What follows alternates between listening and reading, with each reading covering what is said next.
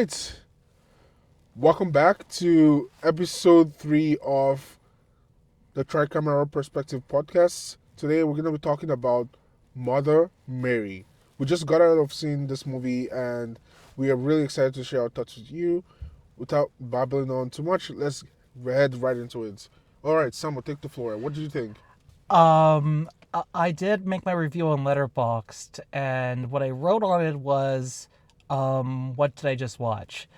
I love David Lowery, don't get me wrong. This movie, I think I might have to see it again because I'm not really sure what to feel. And I think this movie, like Mother Mary, is a movie that you have to feel more than actually process logically, if that makes any sense. I get what you feel, what you mean Like exactly. most of David Lowery's films, because me and Sam, there was this moment at the ending where we're kind of both giggling because of the delivery of this final scene, but it makes sense in an emotional context, but almost in a logical one, it's funny. It doesn't really make sense. But the cinematography was gorgeous. I want to hone in on that, like the production design and the cinematography, and the way scenes played out, like with certain shots, I thought was bloody fantastic, bloody good, if you will like to call it that. Yeah, no, I had a good time, but at the same time, there was a few moments where I was looking at my watch because I didn't know where the movie was going to go. Other than that, yeah, yeah. Well, what did you think? For me, I thought the film was very interesting. Again, I had portions of the film that I enjoyed, and again, things to do with the cinematography, sort of the tone, the premise was interesting to me. Quite like the performances actually, and although I do have a caveat, I was really surprised with how small Hunter Schafer's role as the assistant was, considering she's like one of the biggest shows in the world right now, Euphoria, and she's also been in other movies. I thought she would have a more meaty role, but I was so shocked by how small her role was. But that's an aside. Otherwise, it's sort of a dual film. It's really like 90% of the runtime is just with these two really talking about their relationship through time, how their history, and sort of reconnecting with each other. So, as well as the grievances and all the stuff that they have, and on that sense, I found it interesting. It plays very Shakespearean in a sense, very monologue heavy, especially from the character, Mother Mary's friend, the character played by Mother Mary's friend. I don't know if I remember her name right now. Do you remember her name? The actress? Oh, Sam. Sam. No, that's the character's name, Sam. Oh, okay. Yeah, the her name is Sam. So it does feel a bit monologue-y. And of course I thought the choreography for the musical sequences were fantastic as well. I really enjoyed. I enjoyed just the production quality of it. It felt very like you believe that this Mother Mary would have been someone people were obsessed with in this world. And from there, those are some of the things I enjoyed. On the other hand, some of the things I didn't enjoy were just like I mentioned initially that it was very Shakespearean in the way it was delivered. The lines were delivered by the actors, and to me, that was a bit of an issue. Not that I hate Shakespeare. For me, it's just I just found myself getting out of it because it's such a specific way to deliver lines, and it's very noticeable. It's not quite natural in a sense. Speaking of a natural dialogue, I wanted to bring this up to Sam after he watched it. There's this moment at the end where we're kind of giggling. I'm not going to say what part it was, but you probably know what I'm talking about. There's a movie that came out a while ago, directed by M. Night Shyamalan, called Lady in the Water. And in that movie, there is a character played by M. Night Shyamalan, and he writes himself as literally a writer, insert character as a writer who basically saves humanity through his writing. Okay. And then the ending there, it's where they're talking about the dress and like building up to it, and Yeah. and the dialogue they said gave me M. Night Shyamalan vibes. Although then again, the cinematography was a lot better and it had more intention Okay. than Lady in the Water. So this is a I haven't seen the film you're talking sorry, about, sorry. so I So don't get the reference, but I get your drift. so so to get this straight, M. Night Shyamalan was a director. He wrote himself a character for his movie in which he was like an underrated writer who got bad reviews from his previous work. And I'm not making this up. And the critics just don't understand him. And apparently, his writing is so great that he would save the world in the future because his writing is going to be like something on the same level as the Bible.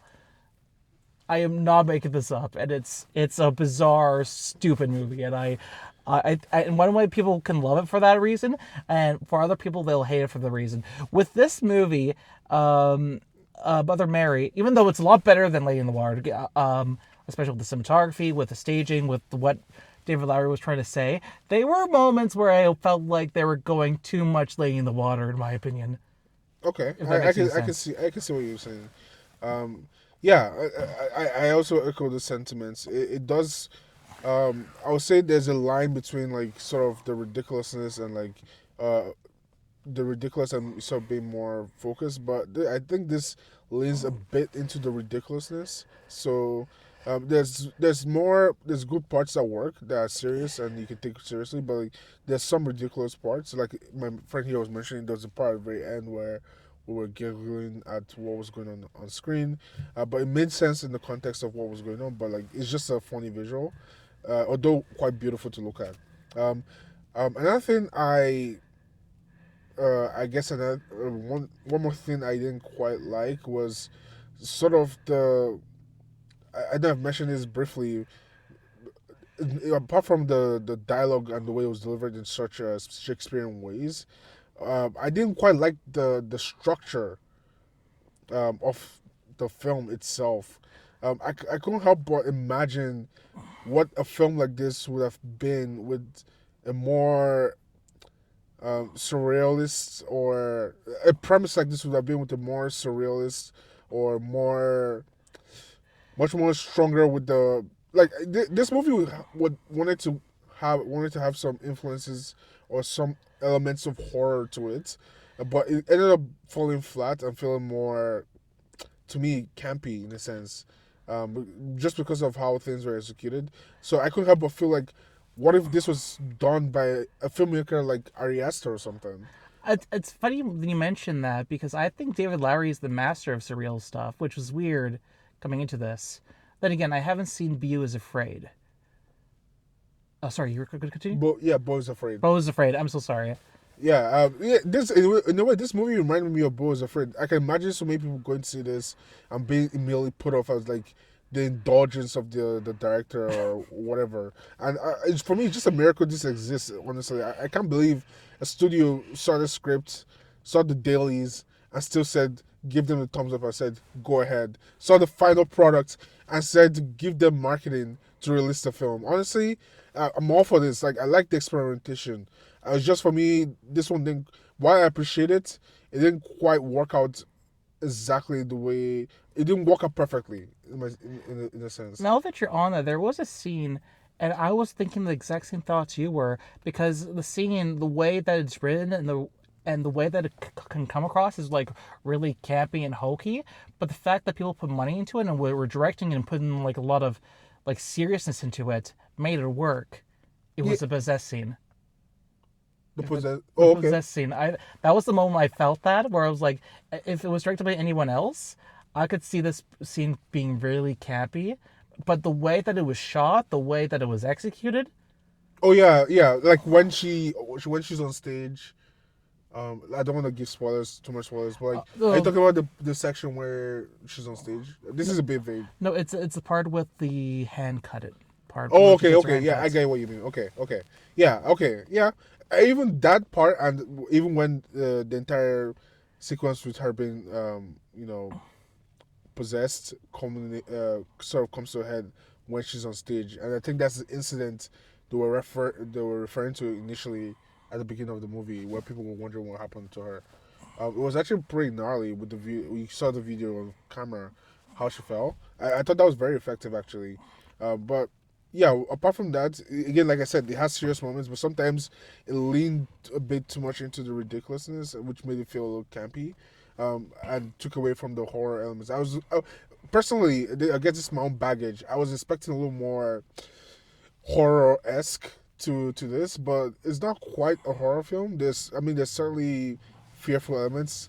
I know the trailers also said this is not a ghost story. I would definitely say I don't think it's a spoiler to say, but it feels like this is a ghost story for They, sure. they literally say ghost multiple times in Multiple this times, movie. yeah, it's a ghost story. Okay, it's not quite the regular ghost story, but it is a ghost story. With a lot of fabric.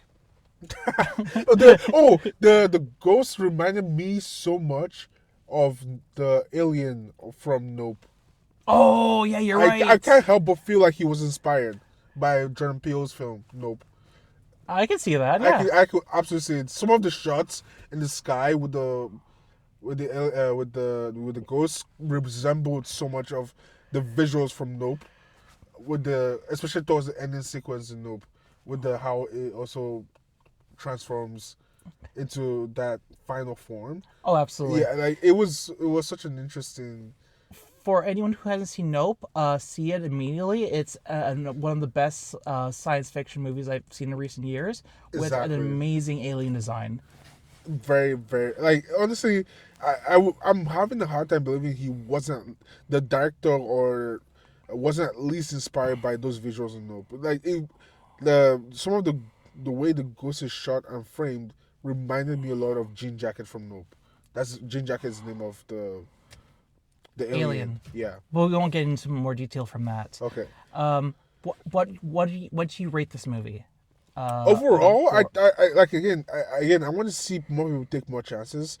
So usually I'll rate something like this maybe 2 out of 5, but I think I'll bump it up one and go 3 out of 5. It was a decent watch for me. you know what? I'm gonna be on the same boat as you are. I'm gonna give it a 3 out of 5. I didn't love it. I don't think it goes up to like something I'd rewatch multiple times. But for the visuals alone, I do think it does deserve that 3-star rating.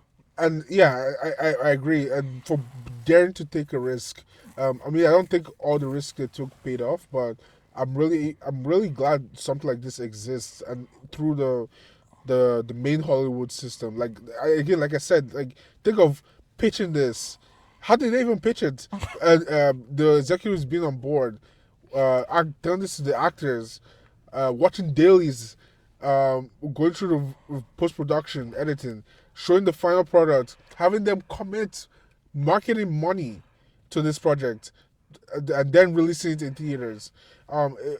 It's incredible to me that this exists, honestly. So I appreciate it on that aspect. So if you're gonna ask me to see it, if you want, if I recommend people to see this, I would say yes, because for one, it's at least original in my opinion. I agree. I do think it should be seen just for the visuals alone, and the performances were really good, especially the actress who played the character of Sam. I thought she did a really good job with her performance.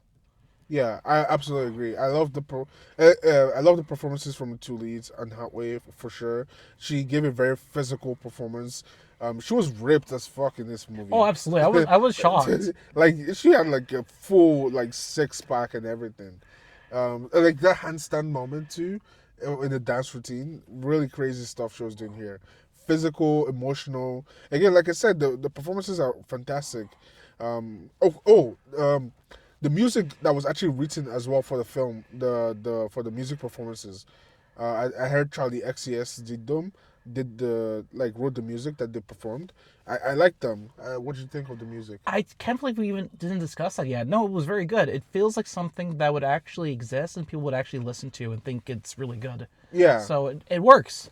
like the Mother Mary really felt alive. Like someone, it felt like someone people obsess over. And I think that was something I really appreciated too. Sometimes people make a character that is supposed to be glazed, but then you're watching the film and like why do people care? But this one really felt alive to me, so I really appreciated that aspect as well. So overall, I thought it was decent. I'm glad this exists. I'm probably not gonna see it again, but I'm really glad it exists. 3 out of 5. Your Three, final thoughts? 3 out of 5 is just as well, and I think we both encapsulated all of our thoughts already. So I don't know what else more to say or add. All right, so that is today's episode. The third episode of our podcast. Thank you guys for joining us, and those are our thoughts on Mother Mary. If you can have a chance to go see it, I would say go see it, and bye bye.